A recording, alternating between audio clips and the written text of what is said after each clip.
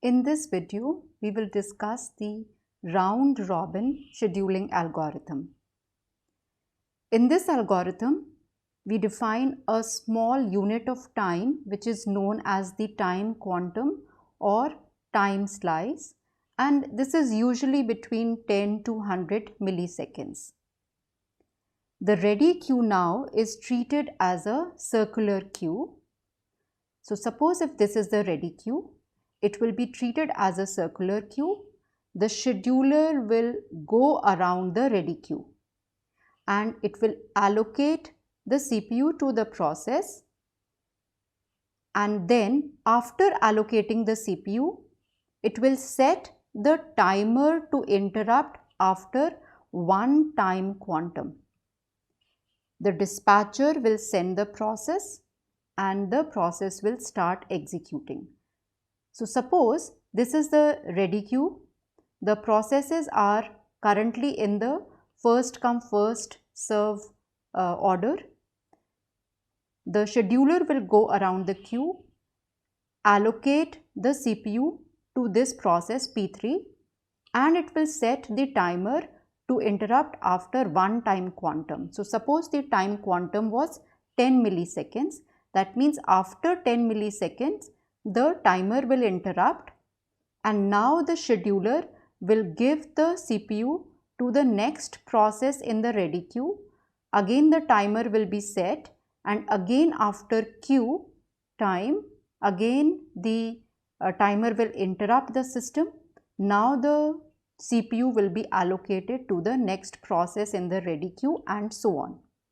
So this ready queue will be treated as a FIFO queue of processes. Once all the processes have been given the CPU, again back to the first process in the ready queue, the CPU will be allocated. Any new process which comes in will be added to the tail of the ready queue.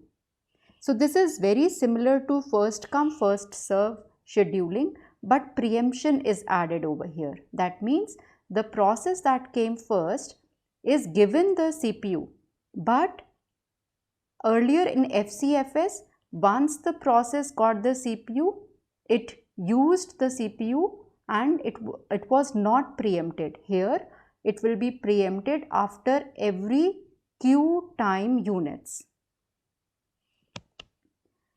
Now there are two possibilities of the process CPU burst.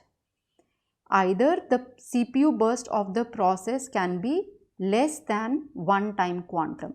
So suppose we had this queue with P1, P2, P3 processes, and our time quantum was, let's say, 10 millisecond, and the CPU burst of P1 was 7 millisecond and that of P2 was 12 millisecond, that of P3 was 15 millisecond.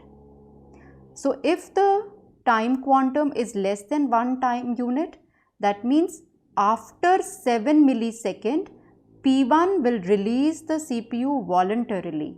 So it is not that it will wait for the time quantum to complete.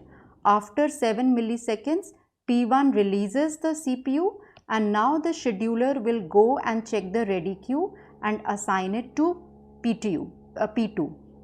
Now if the CPU burst of a process is greater than one time quantum, like in case of P2 it is 12 millisecond, then at 10 millisecond exactly the timer will set off, and now the context switch will happen. That means now the scheduler will give the CPU to P3, so there will be a context switch here.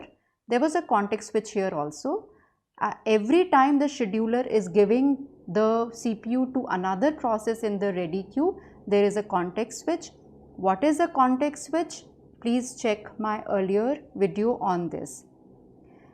Now, whichever process was preempted, like P2 was preempted over here, it had a time quantum of 12 millisecond, a CPU burst of 12 millisecond. It was preempted at 10. So now P2 will be put at the tail of the ready queue. Now the CPU will be given to P3 and so on. So if there are n processes in the ready queue, suppose if there are n P3, P2, P7, P5, then each process will get 1 upon f of the CPU time in chunks of at most q time units. That means first this will get for q time units, then this will get for q time units. Q is the time slice over here. This will get for q and this will get for q.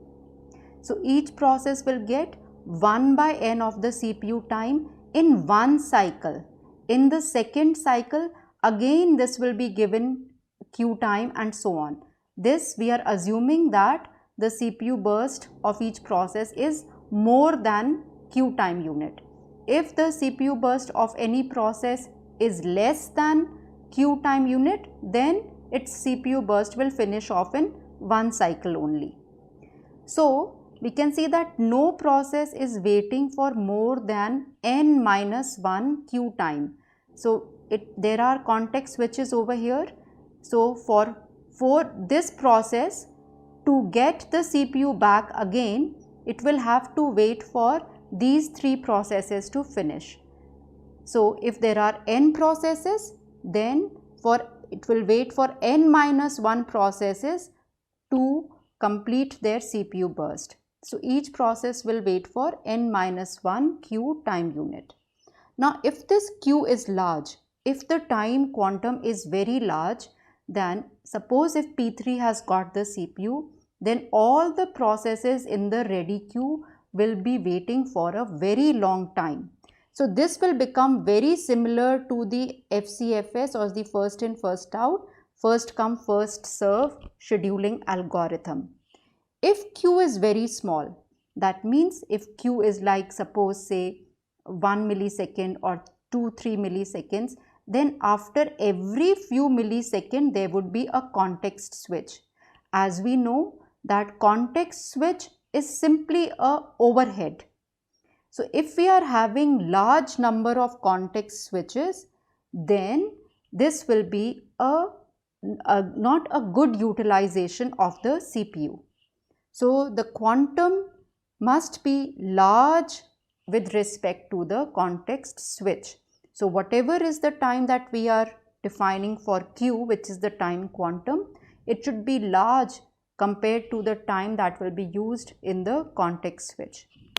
The rule of thumb is that q must be such that 80% of the CPU bursts should be shorter than the time quantum q. So if suppose q is 10 millisecond, and if 80% of the processes are having q bursts like which are less than 10 milliseconds, like 7 milliseconds or 8 milliseconds, P2 is having 8 milliseconds, P3 is having 9 milliseconds. So 80% of the CPU bursts are less than 10 milliseconds, then that is a agreeable time quantum. Suppose the process time was 10 time units.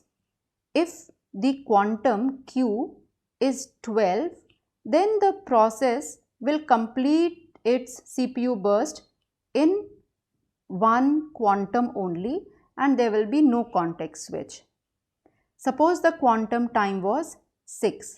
So it utilized q over here, the process utilized q over here, there was a context switch here, and then again when it will get the CPU, again it will use the CPU again for 4 time units. So there will be at least one context switch. If the quantum time was 1, then we will be having context switches after every time unit, and you can see that there would be at least 9 quantum context switches. So we see that q should be large compared to the context switch time. So if the time quanta is say 10 to 100 millisecond, then the context switch can be approximately taking a time of less than 10 microseconds. So if this can be done, we can take care of the CPU utilization.